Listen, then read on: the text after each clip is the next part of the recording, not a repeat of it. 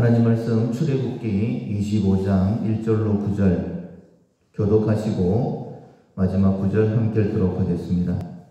여호와께서 모세에게 말씀하여 이르시되 이스라엘 자손에게 명령하여 내게 예물을 가져오라 하고 기쁜 마음으로 내는 자가 내게 바치는 모든 것을 너희는 받을지니라.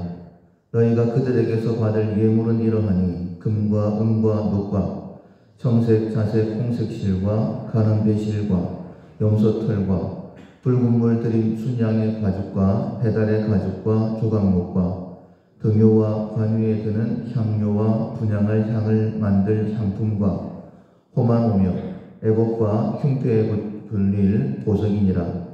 내가 그들 중에 거할 성소를 그들이 나를 위하여 짓되 무릇 내가 내게 보이는 모양대로 장막을 짓고 기구들도 그 모양을 따라 지을지니라. 아멘.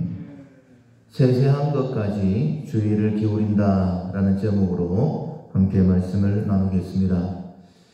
5월 우리가 훈련하고 있는 품성은 철저함입니다. 목표를 이루기 위해서 빠뜨림 없이 최선을 다하는 성품입니다. 실천상 오늘까지 4가지인데 동기를 점검한다, 일을 계획한다, 낱낱이 기록하여 빠뜨리지 않는다, 세세한 것까지 주의를 기울인다. 내일까지는 세세한 것까지 주의를 기울이는 훈련을 하시면 되겠습니다. 철저함의 품성을 훈련할 때에는 우리가 주일날 말씀을 듣고 있는 것처럼 첫 번째로는 목표가 바른가, 바른 목표를 점검하셔야 되고, 두 번째로는 내가 그 목표를 정하고 행하는 동기가 바른가, 바른 동기를 점검하셔야 됩니다. 왜냐하면 우리가 철저함의 품성을 훈련하는 이유가 영원한 천국이기 때문입니다. 하나님께서 심판하실 때에 먼저는 잘했다 칭찬받아야 되고 또 영원한 상급을 받는 것이 우리의 최종 목표이기 때문입니다. 그렇다면 우리가 바른 목표, 바른 동기를 위해서 먼저는 하나님의 말씀을 정확하게 들어야 됩니다.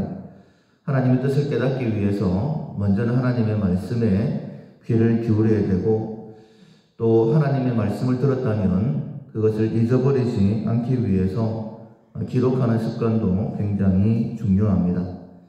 우리가 평상시에도 이게 하나님의 뜻이구나 라고 깨달아진다면 반드시 기록을 하셔야 되고, 말씀을 들을 때나 아니면 기도할 때는 특히 우리가 말씀을 듣는 하나님의 뜻을 깨닫기 위해서 말씀을 듣고 기도하는 것입니다. 그렇다면 내가 기록을 해야 되겠다, 메모지를 가지고 그렇게 말씀을 듣고 기도하는 것이 굉장히 유익하리라 생각이 됩니다.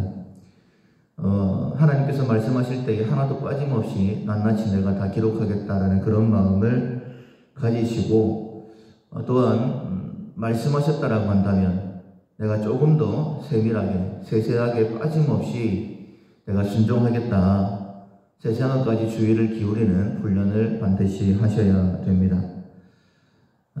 시내산 언약은 하나님께서 이스라엘 백성과 왕과 백성의 관계를 맺는 언약입니다.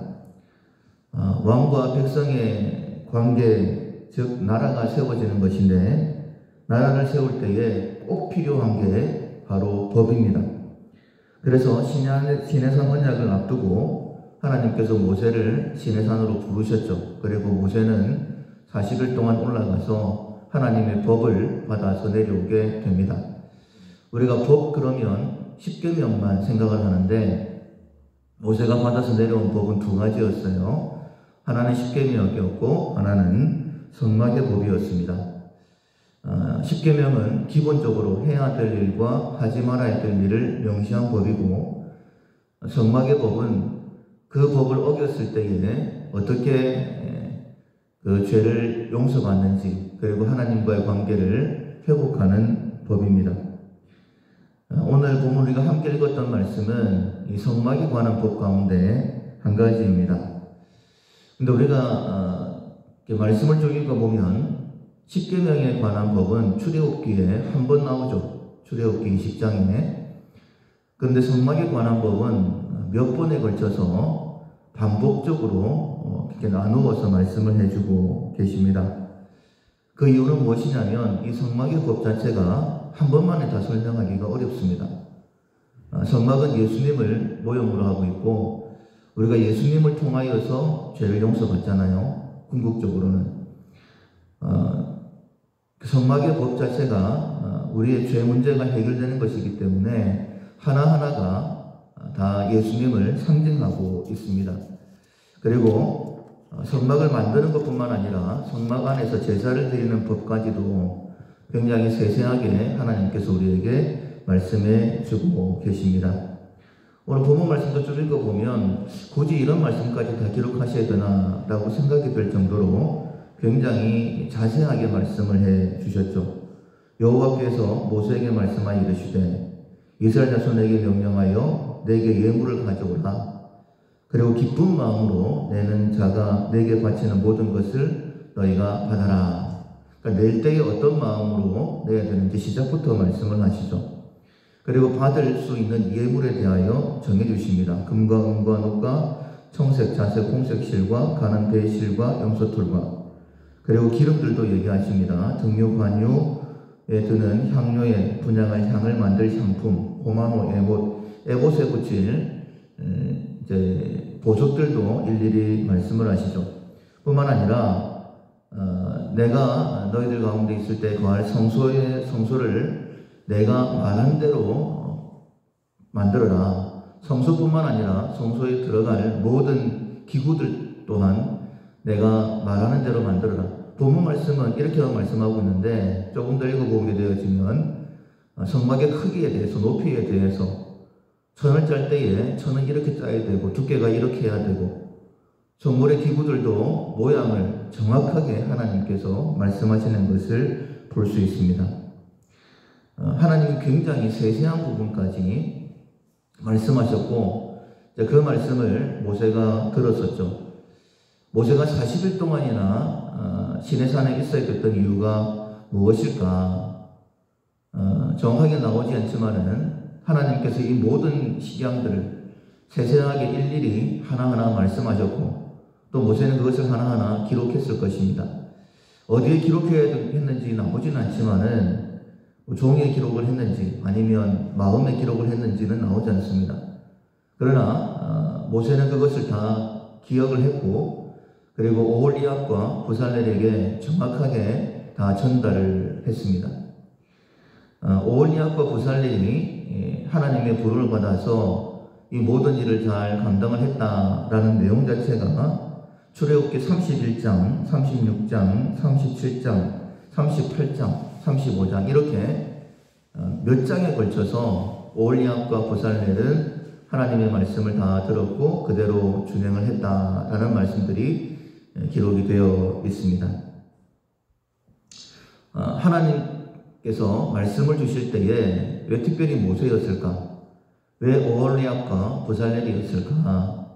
하나님께서 말씀하시는 그 말씀들을 낱낱이 기록하고 기억하는 사람들, 하나님께서 말씀을 하실 때에 하나도 빠짐없이 세세하게 주의를 기울여서 순종하는 사람들을 특별히 하나님께서 선택하셨다라고 우리가 볼 수 있습니다. 하나님은 그런 사람들을 더 귀하게 사용하시는 거예요. 한 말씀이라도 놓치지 않고 제가 순종하겠습니다. 어제 새벽에 말씀을 들었던 것처럼 예수님도 말씀을 하실 때나 아니면 일을 행하실 때에 선지자가 기록된 그 말씀을 이루리 하심이라, 성경에 기록된 말씀을 이루리 하심이라, 이렇게 많은 계속해서 우리에게 말씀하시는 부분들이 있었죠. 심지어는 예수님이 십자가에 돌아가실 때에 그 옷을 그 밑에 있는 군인들이 제비 나눌 것이다. 예수님이 행하신 것은 아니었어요. 그러나 하나님께서 그 세세한 것까지도 이루어 내시는 것을 볼 수 있습니다. 하나님은 이처럼 세밀하신 분이십니다. 우리가 말씀하실 때에 하나님 제가 듣겠습니다. 이런 마음으로 나아가면 말씀하시는 분이다라고 말씀하셨죠. 말씀을 들을 때 우리의 태도는 어떠해야 되느냐? 하나님, 제가 좀 더 세밀하게 듣기를 원합니다. 특히 오늘 말씀을 듣고 난 다음에는 하나님께서 성막의 법을 말씀하실 때에 이렇게까지 세밀하게 말씀하셨는데, 하나님, 내가 하나님 나라를 위해서 또 내 삶의 여러 가지 문제가 해결되기 위해서 하나님 어떻게 해야 됩니까? 라고 하나님 앞에 더 자세하게 묻고 나아가면 하나님께서 정확한 방법을 우리에게 말씀하실 것입니다. 우리가 어떤 문제를 가지고 나왔든지 그 문제에 대해서 하나님 그 다음은 어떻게 할까요? 그 다음엔 어떻게 할까요? 우리에게 감동 주실 때마다 거기에 대해서 하나님 좀 더 자세하게 제가 하나님의 뜻을 알기를 원합니다. 제가 다른 방법으로 나아가지 않고 잘못된 길로 나아가지 않고 오직 하나님께서 인도하시는 방법대로만 그렇게 하나님의 일을 이루어 드리기를 원합니다. 이것이 내가 받은 간증이고 이것이 나를 인도하시는 하나님의 인도하심입니다라고 많은 사람들에게 증거하기를 원합니다. 하나님, 좀 더 구체적으로 저에게 말씀해 주십시오 라고 구하게 되어지면 하나님께서 우리에게 말씀하시고 또 그 말씀대로 순종하게 되어질 때에 조금도 잘못됨 없이 하나님의 역사가 우리의 삶 가운데 이루어지게 될 것입니다. 그래서 내일까지는 실천사항이 세세한 것까지 주의를 기울인다라는 것을 기억하시고, 하나님은 그런 사람들을 더 귀하게 사용하신다는 걸 기억하시고, 여러분들 기도하는 기도 제목들이 있잖아요. 하나님께서 내가 그 문제 해결할게 라고 말씀을 주시면 거기서 그치지 마시고, 하나님 그 문제 해결하려고 하면 하나님 어떻게 해야 됩니까? 조금 더 깊이 있게 물어보시고, 또 말씀하시면 하나님 조금 더 자세하게 저에게 말씀해 주십시오 라고 물어보면 하나님께서 또 말씀하실 것입니다. 하나님의 세세한 인도하심 가운데 모든 문제가 하나님의 뜻 가운데 해결되어지고 더 힘있게 하나님을 섬길 수 있는 우리 모두가 될 수 있기를 주님의 이름으로 축원합니다. 아멘. 찬송가 323장 부름받아 나선 이 몸, 찬송가 323장 전하시겠습니다. 부름받아 나선 이 몸 어디든지 가오리다. 괴로우나 즐거우나 주만 따라가오리니 어느 누가 막으리까? 죽음인들 막으리까? 어느 누가 막으리까? 죽음인들 막으리까? 골골짝 빈들에도 복음 들고 가오리다. 소돔 같은 거리에도 사랑 안고 찾아가서 맺힌 것도 아낌없이 드리리라. 종의 몸에 지닌 것도 아낌없이 드리리라. 존귀 영광 모든 권세 주님 홀로 받으소서. 멸시천대 십자가는 제가 지고 가오리다. 이름 없이 빛도 없이 감사하며 섬기리다. 이름 없이 빛도 없이 감사하며 섬기리다. 아멘.